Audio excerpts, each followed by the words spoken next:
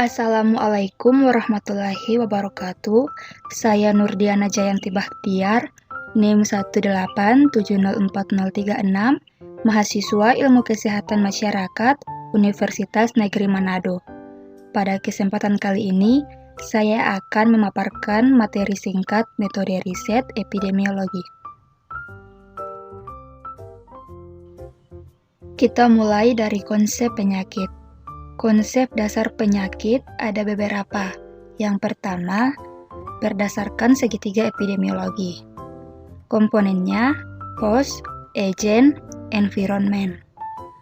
Host yaitu semua faktor yang ada pada diri manusia yang dapat mempengaruhi timbulnya serta perjalanan penyakit. Misalnya usia, jenis kelamin, sosial ekonomi, status perkawinan, penyakit-penyakit terdahulu, cara hidup, hereditas, nutrisi, dan imunisasi. Agen yaitu suatu substansi atau elemen makhluk hidup atau bukan makhluk hidup yang kehadirannya atau ketidakhadirannya dapat menimbulkan atau mempengaruhi perjalanan suatu penyakit. Jenisnya biologi, kimia, nutrisi, mekanik, dan fisik. Environment yaitu agregat dari seluruh kondisi dan pengaruh luar yang mempengaruhi kehidupan dan perkembangan suatu organisme. Klasifikasi lingkungan yaitu fisik, biologi, sosial, dan ekonomi. Perubahan pada salah satu faktor atau komponen akan mengubah keseimbangan. Hubungan ketiga komponen digambarkan sebagai tuas dalam timbangan environment sebagai penumpu. Yang kedua, berdasarkan roda, memerlukan identifikasi dari berbagai faktor yang berperan dalam timbulnya penyakit dengan tidak mementingkan pentingnya agen. Besarnya peran dari masing-masing faktor bergantung pada penyakit yang bersangkutan. Yang ketiga, berdasarkan jaring-jaring sebab akibat. Suatu penyakit tidak tergantung pada satu sebab yang berdiri sendiri, melainkan sebagai akibat dari serangkaian proses sebab akibat. Penyakit dapat dicegah dengan memotong rantai pada berbagai titik. Hipotesis epidemiologi, yaitu suatu teori yang perlu diuji kebenarannya.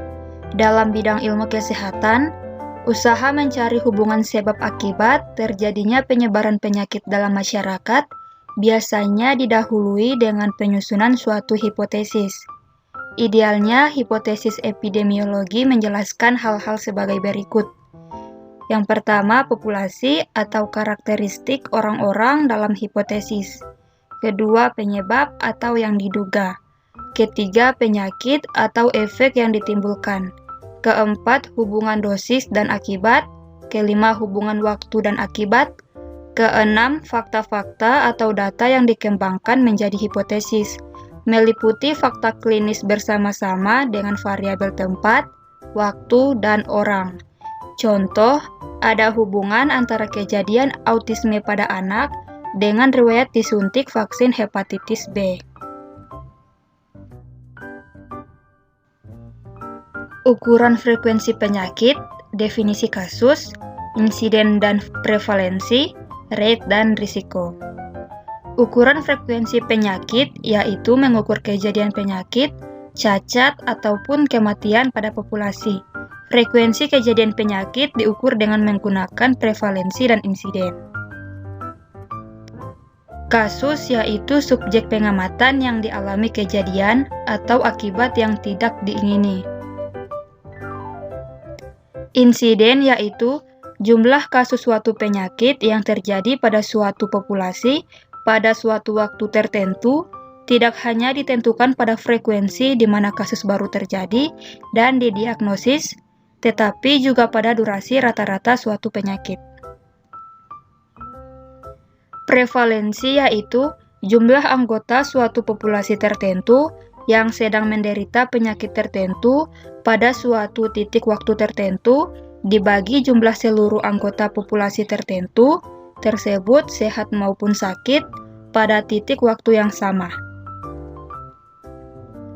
Rate yaitu perbandingan suatu peristiwa dibagi dengan jumlah penduduk yang mungkin terkena peristiwa yang dimaksud dalam waktu yang sama yang dinyatakan dalam persen.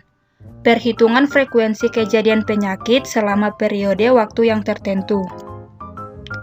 Risiko yaitu jumlah subjek yang terkena suatu penyakit tertentu dalam suatu periode tertentu dibagi jumlah anggota populasi yang pada awal periode pengamatan dalam keadaan sehat. Ukuran asosiasi, odds, rate, dan risk ratio, perbedaan risk dan rate, risiko yang disebabkan populasi. Odds ratio biasanya digunakan untuk data studi kasus kontrol, tetapi ada kalanya karena penggunaan analisis statistik tertentu dipakai juga untuk data studi kohort ataupun data uji klinik. Rate ratio diperoleh pada studi densitas, yaitu studi follow-up dengan person time. Risk ratio untuk populasi umumnya didapatkan dari studi observasional kohort, sedangkan risk ratio untuk kelompok kecil biasanya diperoleh sebagai hasil studi eksperimental uji klinik. Perbedaan risk dan rate, nilai insiden risk berbanding lurus dengan lamanya waktu pengamatan, sedangkan nilai insiden rate tidak tergantung dari lamanya pengamatan, karena pembaginya adalah orang waktu. Risiko yang disebabkan populasi, contohnya kerusakan lingkungan hidup. Desain studi ekologis yaitu studi yang menggunakan data dari seluruh populasi untuk membandingkan frekuensi penyakit pada kelompok-kelompok yang berbeda dari suatu populasi pada suatu periode yang sama dan frekuensi dari kelompok-kelompok yang sama pada periode yang berbeda. Cross-seksional yaitu studi yang mempelajari hubungan penyakit dan paparan dengan cara mengamati status paparan dan penyakit serentak pada individu-individu dalam suatu populasi pada suatu saat. Kontrol kasus yaitu studi yang mempelajari hubungan antara paparan dan penyakit dengan membandingkan kelompok kasus dan kontrol berdasarkan paparannya.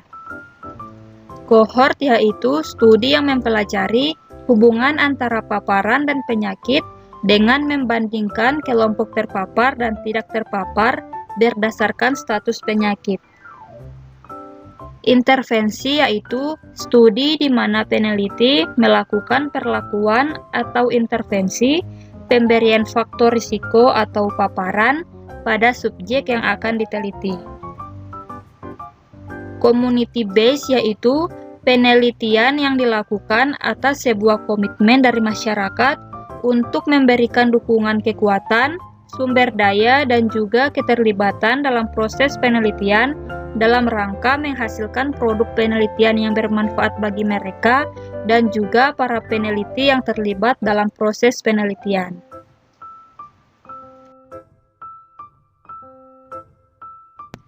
Bias, pengganggu atau confounding, dan efek modifikasi. Bias adalah efek pada setiap tahap penyelidikan cenderung menghasilkan hasil yang secara sistematis berasal dari nilai-nilai yang benar, yaitu kesalahan sistematik atau kurangnya validitas dibandingkan kesalahan acak atau kurangnya presisi. Bias secara luas dapat diklasifikasikan ke dalam 3 kategori umum, yaitu pemilihan, pengukuran, dan pembaur. Bias pemilihan adalah kesalahan sistematis dalam penarikan sampel unit penelitian dari populasi asalnya, atau dalam hal unit studi ditempatkan untuk intervensi.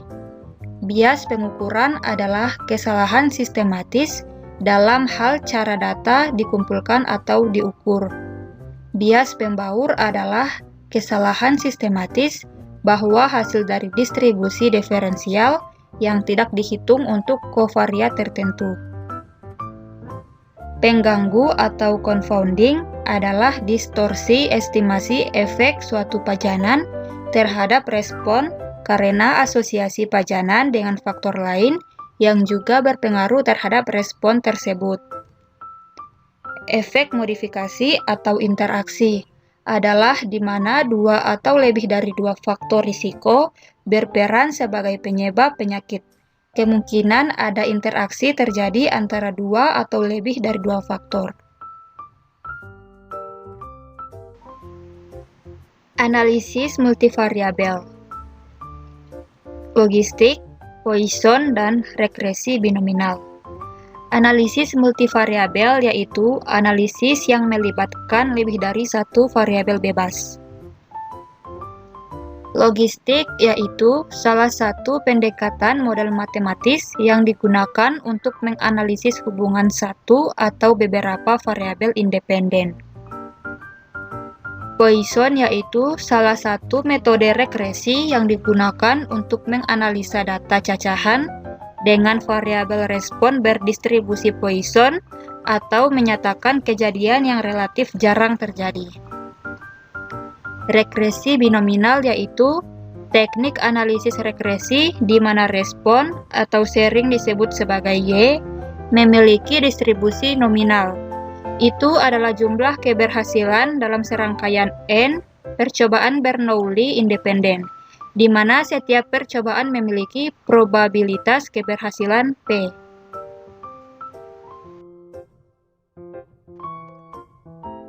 Ukuran dan kekuatan sampel dalam studi epidemiologi.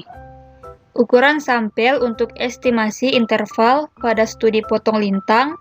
Pada rancangan studi ini diambil satu sampel per ukuran N, lalu anggotanya masing-masing dialokasikan ke salah satu dari 4 sel berdasarkan status sakit dan status terpajan masing-masing.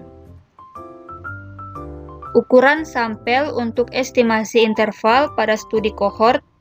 Di sini diambil 2 sampel, sehingga ada 2 kelompok perbandingan, yaitu kelompok terpajan berukuran N1 dan kelompok tak terpajan yang berukuran N2.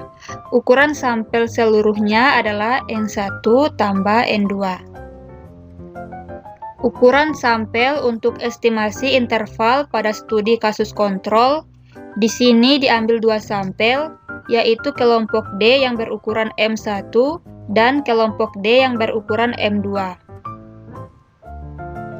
Kekuatan sampel dilakukan setelah penelitian dilakukan, yaitu jika ukuran sampel yang diinginkan tidak tercapai, yaitu menghitung ulang power sesuai dengan ukuran sampel yang sebenarnya diperoleh. Topik khusus. Tingkat pencegahan dalam epidemiologi terbagi atas pencegahan awal, yaitu dengan pemantapan status kesehatan, pencegahan tingkat pertama, yaitu dengan melakukan promosi kesehatan, dan pencegahan khusus, pencegahan tingkat kedua, yaitu dengan diagnosis awal dan pengobatan tepat, serta pembatasan kecacatan, pencegahan tingkat ketiga, yaitu dengan rehabilitasi. Penyaringan atau screening, yaitu suatu upaya untuk menyeleksi orang-orang yang tampak sehat, tidak menderita terhadap suatu penyakit tertentu dari suatu populasi tertentu. Epidemiologi molekuler mempelajari kontribusi faktor risiko, potensi genetik, dan lingkungan pada level molekul dalam kontribusi dan pengendalian penyakit dalam keluarga dan masyarakat. Variasi geografi berhubungan dengan satu atau lebih dari beberapa faktor, seperti lingkungan fisik, kemis, biologis, sosial, dan ekonomi yang berbeda-beda dari suatu tempat ke tempat lainnya. Konstitusi genetis atau etnis dari penduduk yang berbeda, bervariasi seperti karakteristik demografi, variasi kultural, variasi administrasi, dan banyaknya penyakit hanya berpengaruh pada daerah tertentu. Kesenjangan kesehatan. Kesenjangan dalam hasil kesehatan atau akses kesehatan di antara populasi yang berbeda. Kesenjangan kesehatan berasal dari sebab sosial, historis, dan ekonomi. Itulah pemaparan singkat dari saya. Sekian dan terima kasih.